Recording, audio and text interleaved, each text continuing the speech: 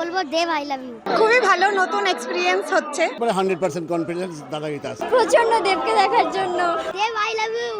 ডোমকল। মুর্শিদাবাদ দমকল থেকে হ্যাঁ হ্যাঁ ছিলেন? ভোর 4টে। ভোর 4টে? হ্যাঁ এই সবে বেরোলো, হয়ে গেছে। আমি আমার ছেলের জন্য আজকে অডিশনে এসেছি। এটা আমাদের ফার্স্ট অডিশনে, আমরা অনেক জায়গায় অডিশন দিয়েছি, এখানে অডিশন দিলাম, খুব ভালোভাবে অডিশন। অভিজ্ঞতা তো খুবই ভালো, কিন্তু বর্ষাকাল একটু তো ম্যানেজ করতেই হবে নিজেদেরকে। উৎসাহ কেমন ছিল? অনেক ভালো। দেবকে চেনো? হ্যাঁ, আমি ফুল নামও জানি। উনি সিনেমা করে। সিনেমা দেখেছো ওর? হ্যাঁ, কতটা এক্সাইট? অনেক। তার সাথে ছবি তুলবো আর বলবো দেব আই লাভ ইউ।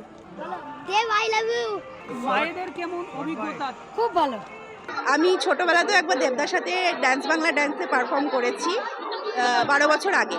তারপর দীর্ঘ 12 বছর ধরে আমার প্রতীক্ষা চলছে পুনরায় আরেকবার দেবদার সাথে, মানে অনেক কথা জমে রয়েছে, 12 বছরের গল্প। দারুণ। আমি তো এই বয়সে আমার সঙ্গে যারা ছিল তারা সবাই ওই 10+। আমি ওদের দাদু। আমাকে যা জিজ্ঞেস করেছে আমি সবই করেছি। আমি রিটায়ার্ড হেড টিচার, প্রাইমারি স্কুলে হেড টিচার না। I am 63+ age. 100% কনফিডেন্ট? একবারে 100% কনফিডেন্স দাদাগিরিতে আসছে। আমি আমার নিজের জন্য এসেছি, মেয়ের জন্য এসেছি। আগে কখনো এসেছিলেন? না, এই যে বৃষ্টির মধ্যে দাঁড়িয়ে আছে, অভিজ্ঞতাটা কেমন হচ্ছে? খারাপ না, অন্যরকম অভিজ্ঞতা। শুনেছি মেয়েরা নাকি বৃষ্টির মধ্যে ফুচকা খেতে ভালোবাসে। আজকে দেবকে দেখার জন্য যে দাঁড়িয়ে আছে, এনে কি বলবেন? দেবকে দেখার জন্যই মেনলি ওখানে আরও যেতে চাই, এবং দাদা দিদিকে যাওয়ার এর আগে অনেকবার চেষ্টা করেছি, সুযোগ আসেনি বলে যেতে পারিনি। এই প্রথমবার? প্রথমবার। মেয়ে কতটা এক্সাইটমেন্ট? প্রচন্ড দেবকে দেখার জন্য।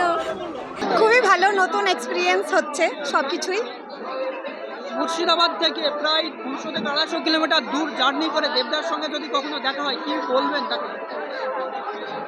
অনেক দিনের স্বপ্ন ছিল যে দেবদাকে দেখবো, তো যখন সামনে পাবো কি বলবো বুঝতে পারছি না, তখন হয়তো কিছু বলে ফেলবো। ছিলাম এর আগেও সৌরভ গাঙ্গুলি সাহেব ছিলেন, তখনও অডিশন হয়েছিল মুর্শিদাবাদে, বারংবারই হয়েছে, কিন্তু এতটা উৎসাহ বা উদ্দীপনা দেখিনি। উনি তো ছিলেন ভারতের অধিনায়ক, প্রাক্তন অধিনায়ক, ডেফিনেটলি ওনার তো একটা আলাদা জায়গা রয়েছে। কিন্তু এখন যিনি মানে বর্তমান আমাদের বাংলার মহানায়ক, দেব আর কি হোস্ট করছে আমাদের নতুন বাংলার নতুন দাদাগিরি।